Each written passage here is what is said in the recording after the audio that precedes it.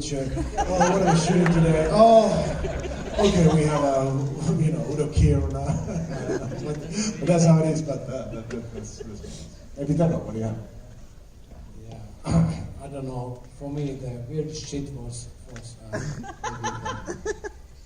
I don't know. The first weirdest shit was that are we really starting the production? The second one was I remember when I met Kier.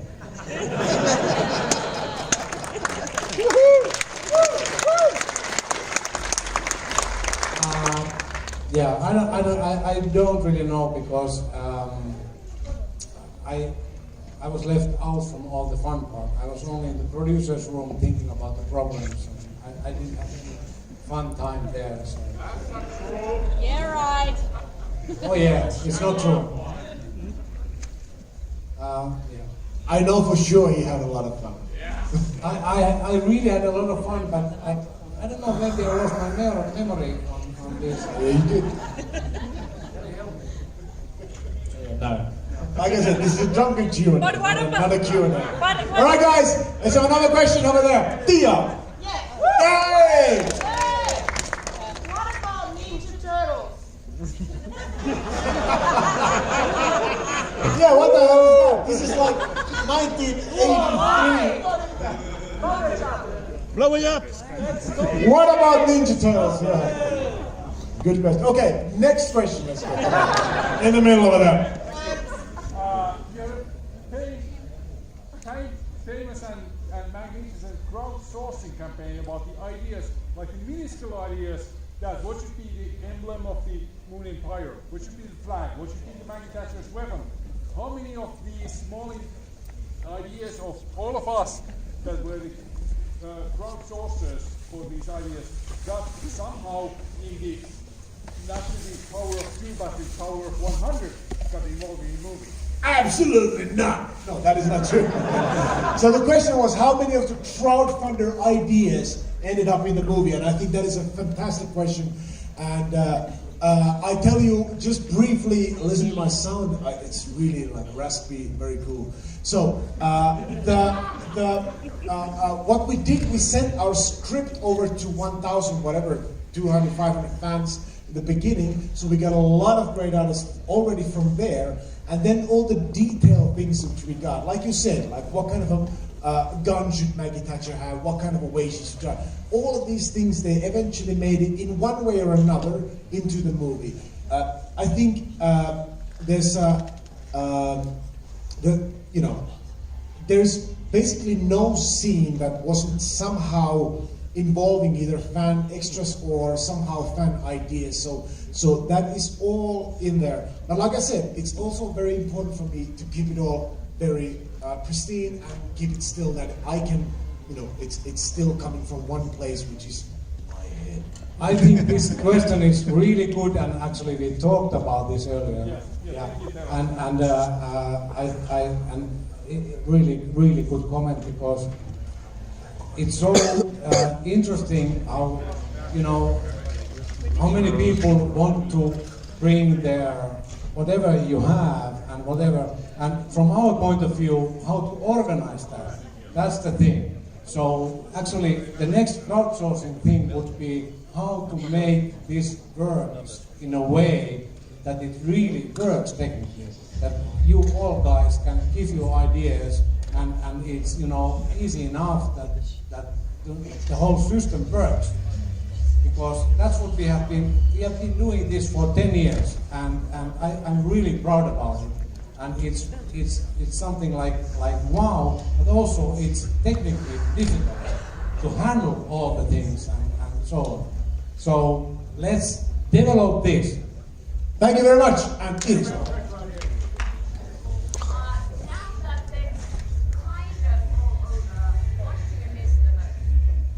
Now that it's almost all over, what do you miss the most? I'm going to give Kit the microphone first. Kit, what do you miss the most? I missed being on set with everyone. It was one of the most enjoyable times. Actually, it was the most enjoyable time of my life, and it's what's made me really want to pursue acting. So I just miss being on the sets. It's really cool walking down. Thank you. Really cool walking in huge sets, and I feel like a big kid again in like a made-up world. So that's what I'm going to miss the most. What do I miss most? Thank you very much for asking that. I will miss most. I think I miss the most is the waking up after 3 hours of sleep, because in Belgium, and my Belgian producers over there somewhere, in Belgium they have this fantastic tradition of giving a lot of beers after the shoot. And you start every day with a bit of, not a habit, it's not, you're not. So, no, what I really miss is walking into the set. I'm usually the first, not the first, but one of the first who walks into the set. The actors, bless them, are not in the set. They're in the makeup, they're talking their stuff over there. So I walk into the set, and I walk there, and it's silent. I see the blue screen, I see this green screen, I see everything. I sit down, and nobody's bugging me about anything. For a little while, this is a little while. Everybody's minding their business. I see Pinoma doing lights over there, I see somebody doing stuff, but nobody, I'm nobody there. And I sit down for a moment, and I have a chance, I read the script, what are we shooting there? So, what the hell? What? This is what we shoot? I read the script, okay, this is what I want to do. I gather my thoughts, what did I want to do when I wrote this, and then how I'm going to actually make it happen. And then, after that, suddenly, the person I love most, Monthly Moss, comes in, hey, Timo, we have first AD, we have to start doing this and this and this and all that. Then it goes on. But that little moment of zen, coming to the set, nobody minds you, and you're just about to get rocking. That's a fantastic moment. And Tero.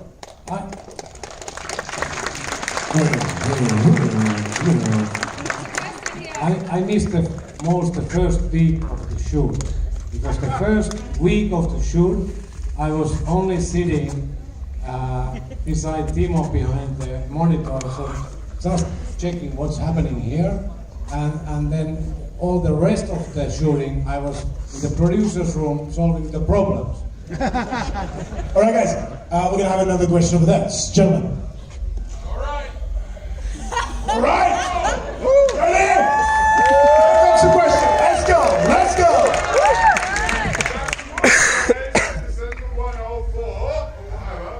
I was there on the first week. It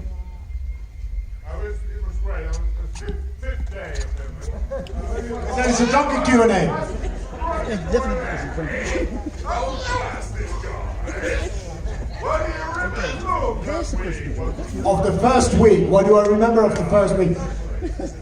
Actually, a good question, because I'm going to ask you, I'm going to tell you, because what I remember is the fact that the first week we did the biggest, one of the big, most of the, not most, but many of the big extra sequences where we had you and a lot of people were running around. And it wasn't easy, because I came to the set and the first day was not like, okay, let's do a small, ooh, no.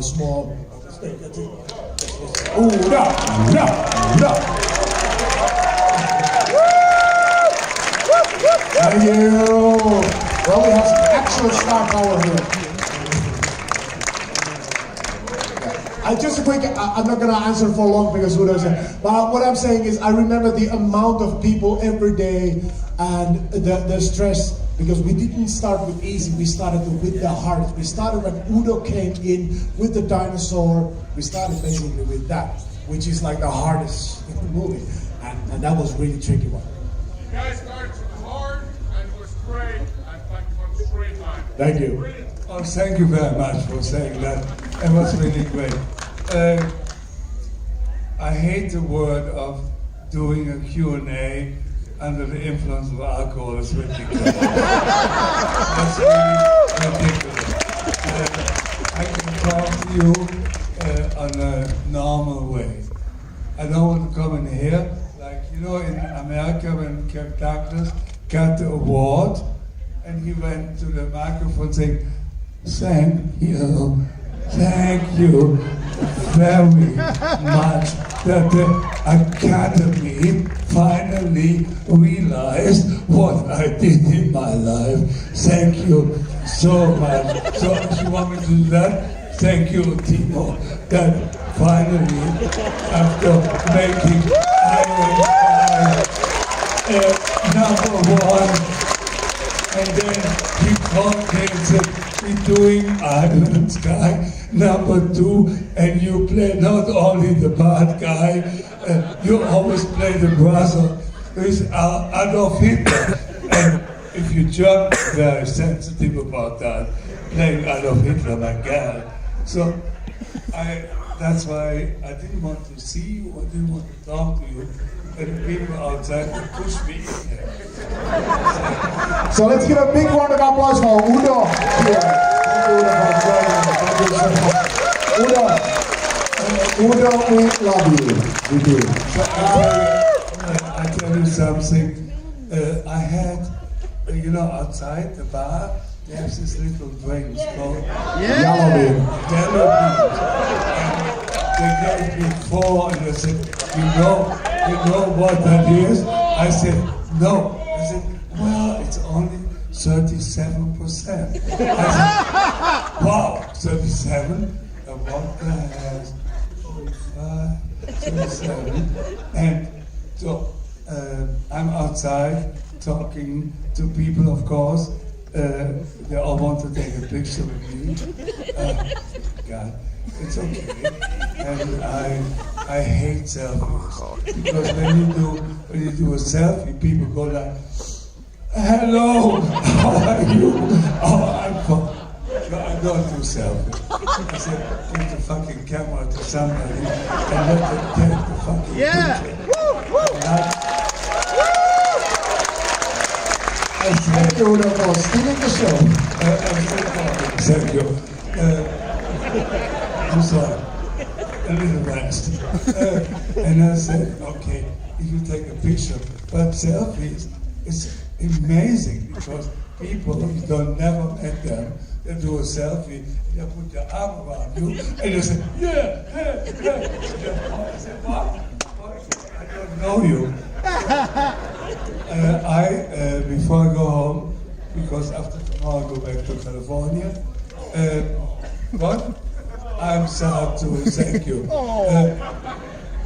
But I want to say something, not because I had, what is called the drinks with the beans? Yellow beans. I had a few yellow beans. But I want to say something because I'm very proud to see so many people here and that big screen. And after number 1 comes number 2.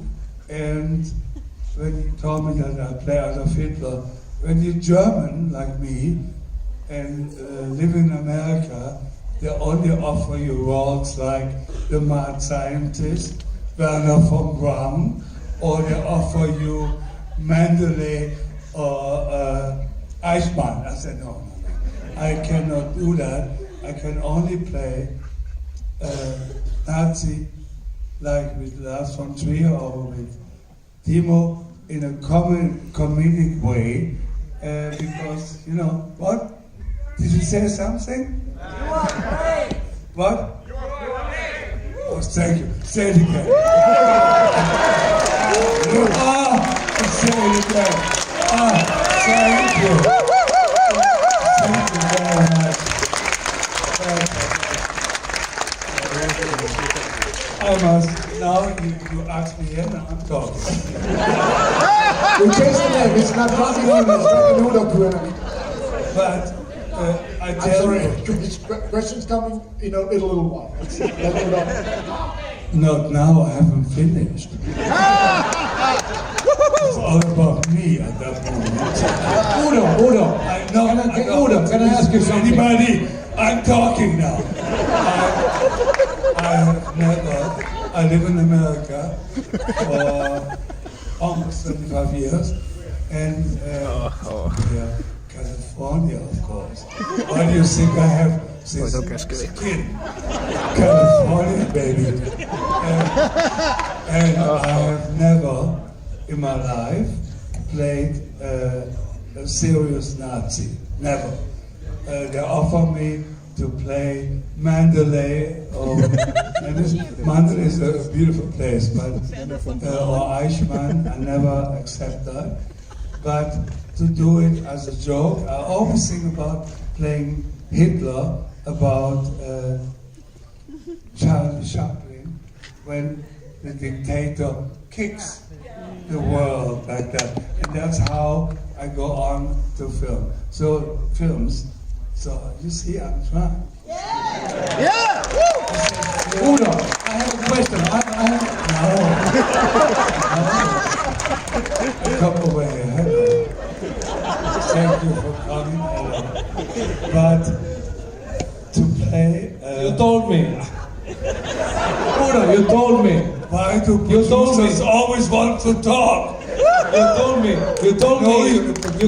today that it was Timo's idea that you would play a double role. But in my understanding, Timo sold me the idea that Udo had the idea that you play a double role. And now I see that there's a strategy from Timo to sell this idea. Okay, actually it was my idea. Protecting my director, I would never say that, but now it's in the open air. So I was driving from my house in Palm Springs, and he called me, and I'm talking about the role, and I said, who is playing Adolf Hitler? And then of course, actors are very egoistic. I said, why don't I play Adolf Hitler? And he said, let me think about it. And I said, but I would like, Adolf Hitler had a German shepherd called Blondie.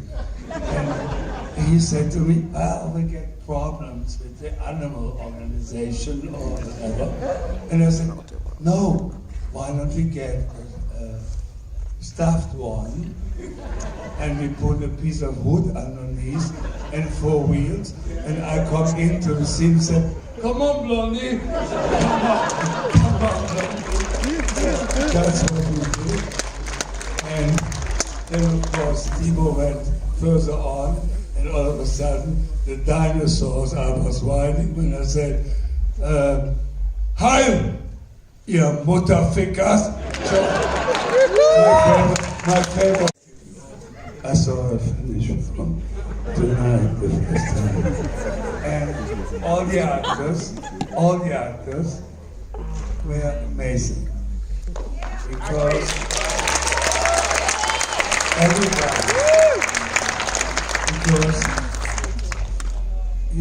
kid that didn't have so much experience of being acting, but when I saw the film tonight, he was great. Every scene, I like it.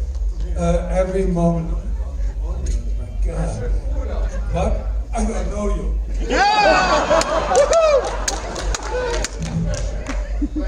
I like the way you said. I have a question. What? Tero and Timo calls you and says, come to Iron Sky Tree. Will you show up? I did in China. Se kuolee, niin... I did. What if it was number 4? What? What about number 4? Se ei voi tulla mukaan siihen, koska hän kuoli. I'm number 4. When I saw the movie tonight, they cut something out of me, which I had a little box with a robot on. That's true. It's a replica of myself. I want that the film continues on Mars. And when the 2 main actors go to Mars and they're fucked, and all of a sudden a little box landed, and the little box, I'm inside, and I open with my arms, and I become a robot. Of course, I kill the guy, because I want the woman, and we have children. Lava and myself, we have children, and there are computers. They have only the sexual part, but so we can continue the rest. All right, guys. we have a couple more questions to go. We will be answering. This gentleman has been very, very persistent with a fantastic jacket or a shirt. The question will be what? I asked earlier, everyone didn't know. First of all, I would like to say that seeing drunken Udo is the best thing I've seen. I'm an actor. Maybe I pretend to be drunk. because the evening was a drunken Q&A. So I'm here, but I'm not drunk. If I would be drunk, I would... Please.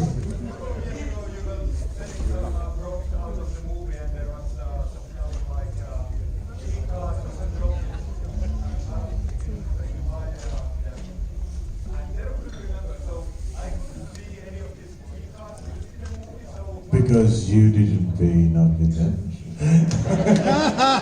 I like the way you talk. What did you say? You didn't what? You paid enough attention. So forget it. This key card was, I tell you that one. This key Yes, card. you- Yes. The key card was used take over actually now. when Julia is playing for the University of Washington, and then over there you can see that key card being used. Yeah, there was a little another scene where it was up. So it was a proper prop. Okay, here we go. And then a question on the way. Yeah.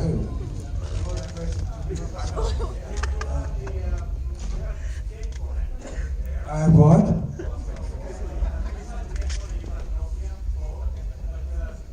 Me?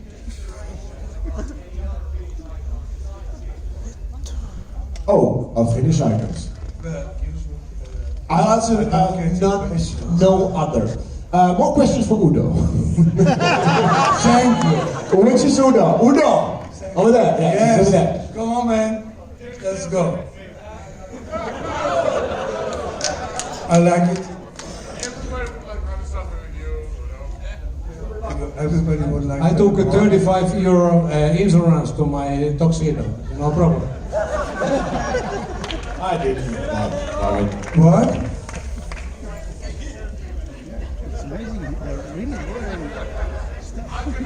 Take your shirt off. All right, this is getting a little bit out of hand. There's one more question which we will be answering, which is coming from a person who shouts loudest right now.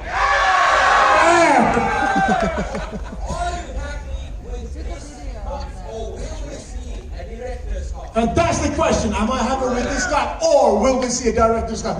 Udo Kier, do you remember Udo Kier? Do you remember? We also did a musical scene for this movie. Do you remember?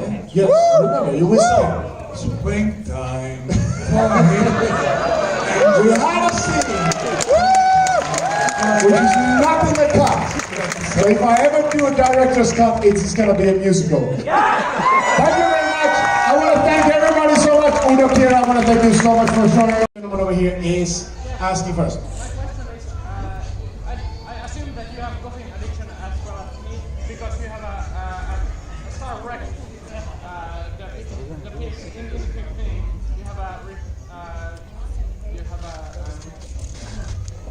you will refer to the coffee making machine. Thank you very much. Thank you very much. That's true. So the question was about the coffee machine, actually said by this gentleman over here. Yes, the truth is that that is a proper reference to Star Trek.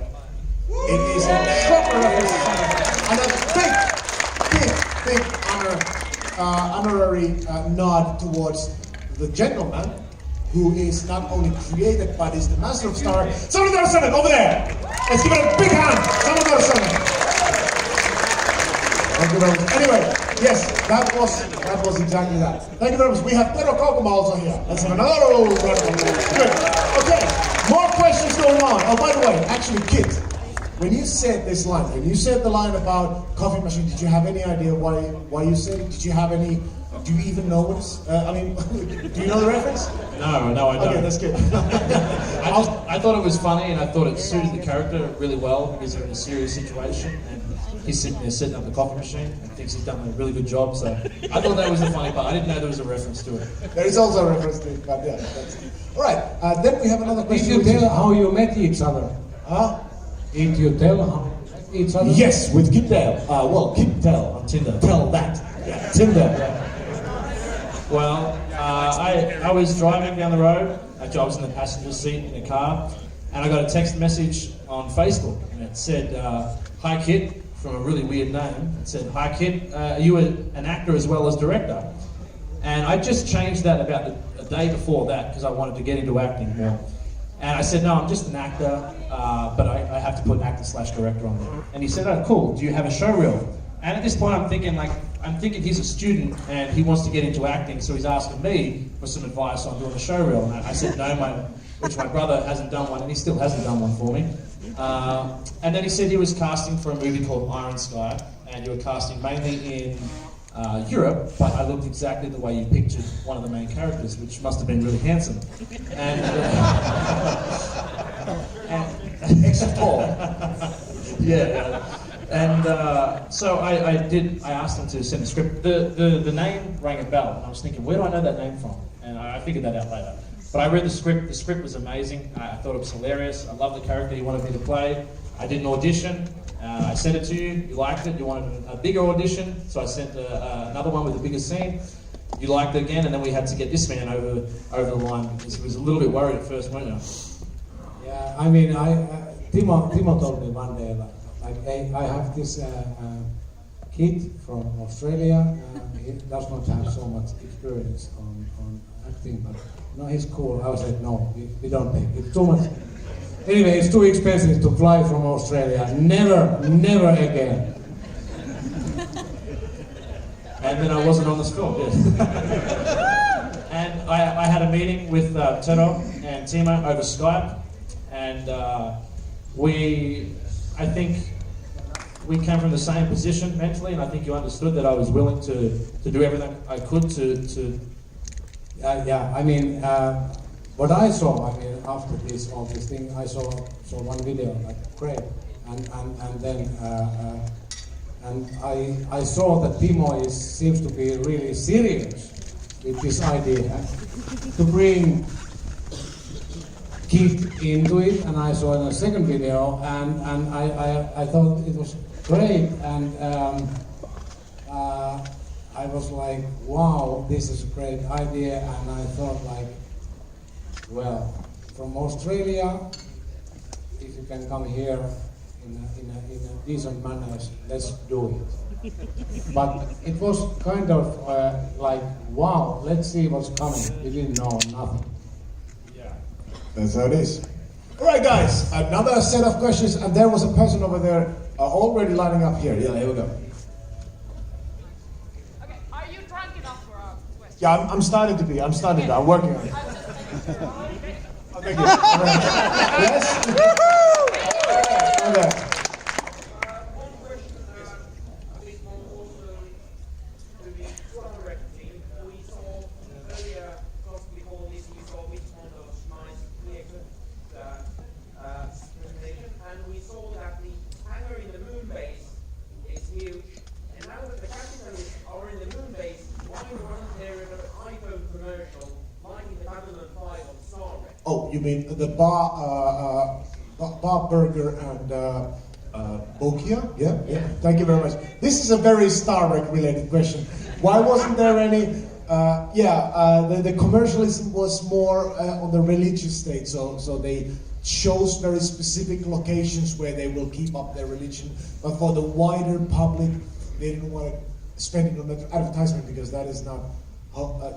That's not their thing. They wanted to have it different. But that's a good question. Yes, I just wanted to congratulate you on another great movie. Dankeschön. Are you going to release the soundtrack CD? Good question. So the soundtrack CD. So first I want to ask a question if any of the Laibach guys are here? Not right now. Is there somebody? I mean the Laibach guys. Anyway, the question is whether we will release a soundtrack. I think we should. I think we will. I think we've been so super occupied. We've been so super occupied with the release of the movie that the soundtrack, which I absolutely love, and I'm totally crazy about it. Thomas Kantelinen and Laibach doing a great job, but we haven't even thought about it. Like I said, we have a small team. We're working here very hard to get this movie out, but we don't think about all the corners of the world. Very good. Okay. In this, there's no secrets in this production. So the opening song and the ending song from Laibach, they own it. They do what they want. Okay? That's true. And all the other what is in there in between, I think we should find a good way to bring it out. I think we'll find a way to make a nice soundtrack out of it. Timo, Thank you very much. Yes, over there. Here? Yeah. Can I ask like a personal question that during the filming, what was the weirdest shit that happened? Okay, that's a question for everybody, I think so. So what was the weirdest shit that happened? Maybe let's give Kit first the microphone. Man, you put me under the gun. What was the weirdest shit that happened? Fighting with dinosaurs. One time I walked off. I walked off while I was still locked up. And I don't know, I never asked anyone this if they heard anything that happened, but I know that I walked off set and I was doing something and I still had the microphone attached to it. So I don't know who. That was also my weirdest moment. Because yeah, we heard you. Man, no. No, we had a lot of very weird things going on in the whole thing. But I think, for me, I think the weirdest single detail was a dog, and the dog didn't have the back legs. You remember that? But he was like paralyzed. But he had a little wheelchair, and he was running around the set all the